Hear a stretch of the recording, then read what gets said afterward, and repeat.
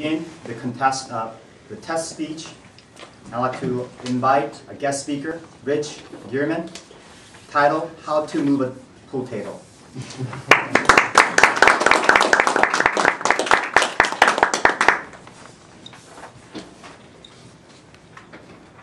Some people will go to great lengths for entertainment. I personally recently put my entire spinal column in jeopardy for the sake of acquiring my very own pool table. I've had my eye on this table for quite some time. It belonged to a friend of mine, and he lived in a 12-room house out in San Bernardino Canyon. I've been out, played on it a lot of times. It was an old bar table with an illustrious history, in perfect condition. 1-inch slate bed. Now, many of you remember, before these things existed, there were things called blackboards. They're made of slate, and as a rule, they might be 1/4 or 1/2 inch thick. They were contained in wooden frames which would raise and lower in large halls very conveniently.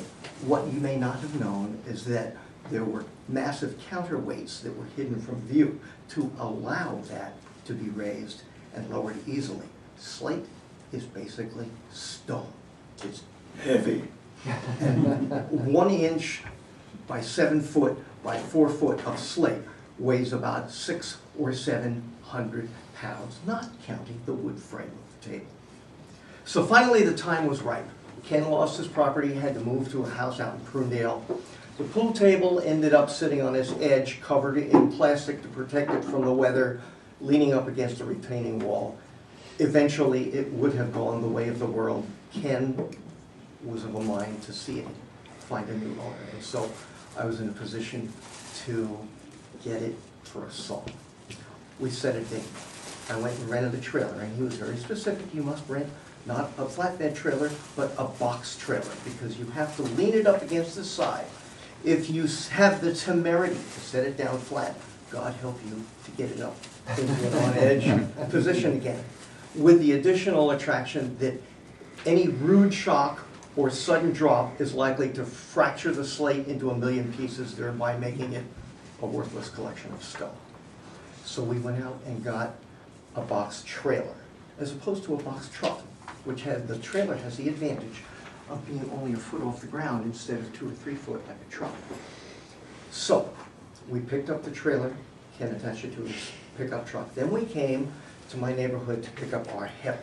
Our crew was a couple of guys from the neighborhood, friends of mine, and it gave me a little pause because unfortunately their beer muscles were a little bit more well developed than their back muscles. However, we set off intrepid quartet. We drove to Prunedale. Ken's house was way up on a hill. And so we get all the way up the driveway, pull the truck into the flat area between the house and the garage. Realize the pool table's up by the nose of the truck, and the end of the trailer's all the way at the back end. Pull the truck and the trailer all the way down the hill backwards, flip it around, back up the hill, and the trailer comes just to the crest of the hill, and the gravel starts slipping on the back wheels of the truck. It will not come up over the hill. Back down the hill, walk up the hill, and then take his roommate's pickup truck in the cubby hole next to the garage, back that down the hill, come forward up with the truck and the trailer into the cubby hole, and then back around to put the mouth of the trailer near the pool table. Now we can load it. We build a ramp out of plywood, block it up so it doesn't collapse under the weight. 3 of us go over to the end of the pool table and muscle it another 3 or 4 inches in the air so we can slide a piano dolly under the pool table. It's a little flat affair of square with wheels underneath.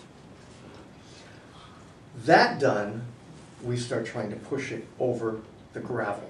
Did you ever try to push wheels with a heavy weight over gravel? Doesn't work too well. We managed to find something flat to put down over much of the gravel, but not all. Finally got it onto that. Then we wheeled it onto the ramp up into the back of the truck. Tie it down.